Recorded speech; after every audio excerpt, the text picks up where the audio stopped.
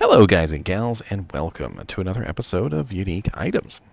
Today we're going to be looking at a relatively powerful bow that has quite the reputation and also a very interesting graphic as well. It is called the Kuko Shakaku, which always reminds me of Ace Ventura, where they're hawking loogies at each other, and just literally, I just all I remember really is the scene of them leaving, and there's just like snot hanging from every orifice in their body, and they're giggling and laughing about it too, because it's an honor.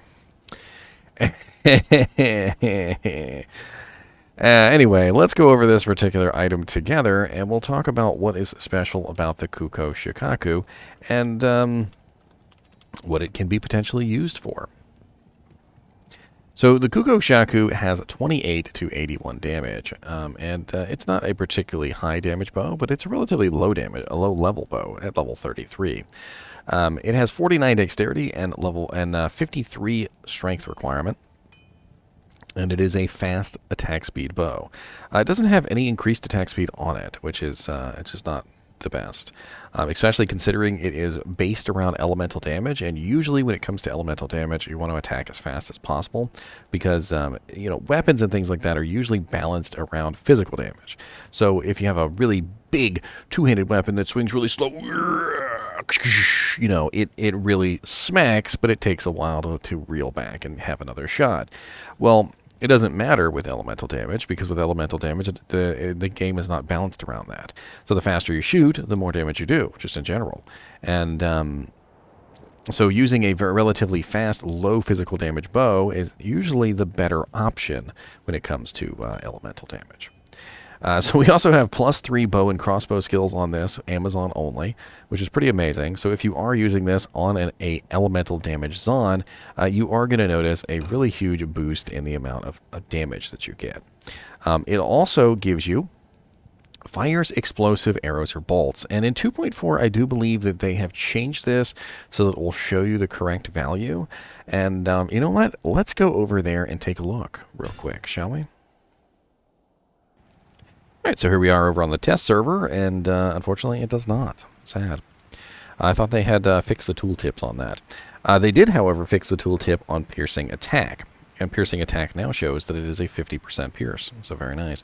We also have fires explosive arrows or bolts at level 7, which is what it actually is. So they don't actually tell you that, but we have a level 7 exploding arrow. Now, if we go and we take a look at what exploding arrow does at level 7, we get essentially a 32 to 36 damage fire explosion, which isn't really like a super huge amount.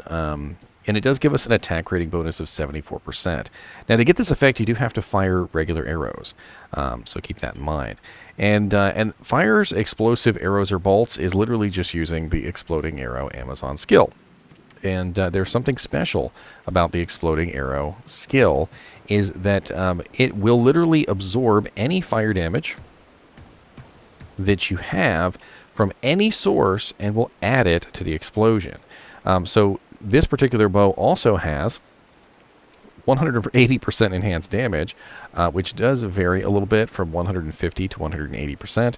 And it also has 40 to 180 fire damage, which is also adding to the explosive arrow damage that it does. So that means that we have to take the, 32 to 36, and we have to add the 40 to 180 to the explosion to get our final number, which means we're probably looking at more along the lines of what, like 40, 50, 60, 72, so 72 to 180 and 90, 216, so like 72 to 216 on our exploding arrow, when we can put this on at level 33, which is not bad. And it's still going to add in any other fire damage sources that we have. So any fire damage, including charms and items, will also get sucked into that exploding arrow, and we'll beef it up a little bit further. We also get +3 to Immolation Arrow, which means that we basically don't even have to put a point in it. As you can see, I have no points in Immolation Arrow, but I am at level 13 Immolation Arrow right now, which means I can, of course, fire Immolation Arrows at multiple targets. And the interesting thing about Immolation Arrow is that they have sort of fixed it a little bit. Before, it had such a horrible delay that it was almost not worth using. But now, in the 2.4 PTR, they have decreased the delay to 1 second, and it is far more usable than it was before. Now, I personally think it still needs another decrease in the delay. I think it needs to be taken to 0.5 seconds instead of 1.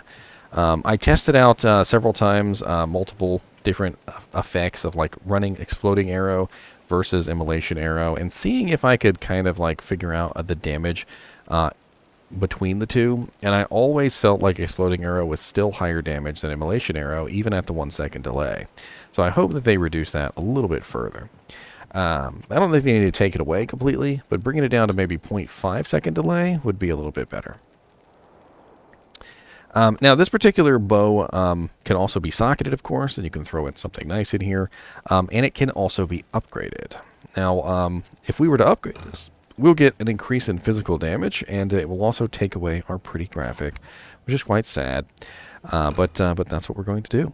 So the Kuko Shakaku Cedar Bow will require a Pull Rune, a Lum Rune, and a Perfect Emerald, and it will go from 28 to 81, 49 dex, 53 strength, level 33, to a Kuko Shakaku Shadow Bow, which is 42 to 165, 188 dexterity, which is pretty massive, 52 strength requirement, and level 54.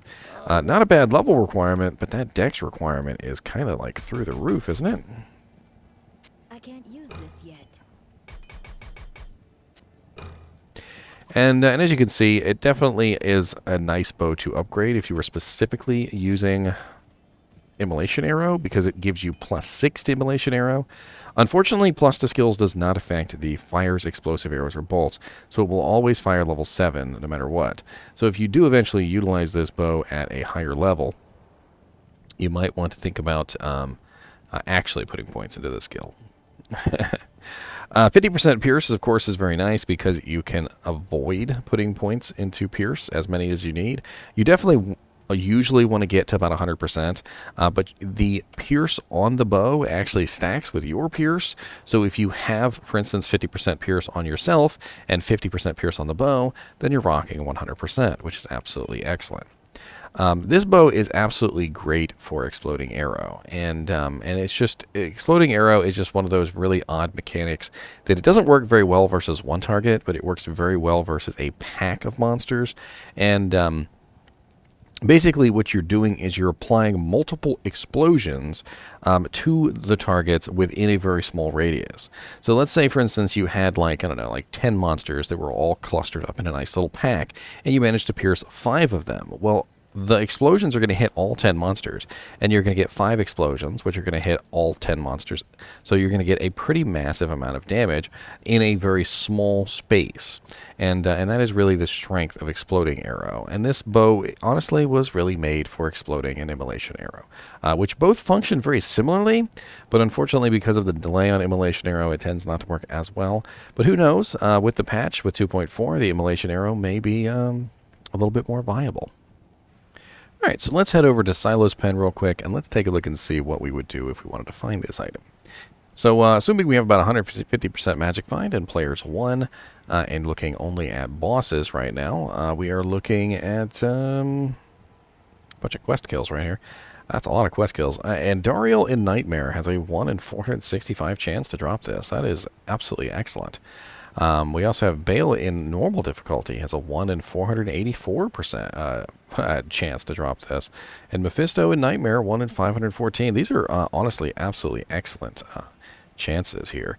And that's Bale in normal, which this is a level 33 bow. So if you were trying to get your hands on a Kuko Shakaku, farming Bale in normal difficulty might be your best bet to move yourself into Nightmare relatively easily.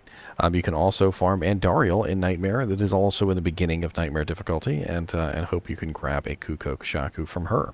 Nightmare Andariel is actually great to farm for rings and amulets, so that might be a very good choice for a farming location early on in the game. Let's take a look at super uniques as well.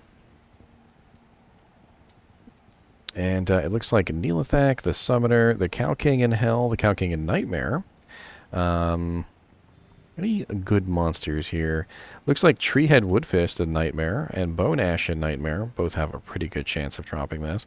They are relatively easy to get to. Darkwood and the Cathedral are right next to waypoints that can very easily be accessed. So that's a pretty good farming location if you wanted to just run those monsters over and over again. I'm also curious whether Bishibosh is on this list, but I don't see him. And I also don't see Rakanishu on this list. But it looks like normal difficulty Pindleskin right here has a 1 in 6,271 chance to drop this. You could farm normal Pindle over and over again to try and get your hands on a Kuko Shakaku. Not bad. Nightmare Pindle also has about the same percent chance. And Doc Farron in Nightmare is relatively easy to get to as well. So it looks like Shank, Doc Farron, and Eldritch in Nightmare difficulty all have a pretty good chance as well. But by then, it might not be very useful to you. It really kind of depends. And it didn't lose its special graphic. We need to go look at the special graphic real quick, because it is very pretty. It's a very striking bow, isn't it? It's just a very striking bow. Little feathers coming off of it and everything. Anyway, as always, I do appreciate you guys and gals watching my videos, especially when it's about a very pretty purple bow. And as always, keep watching.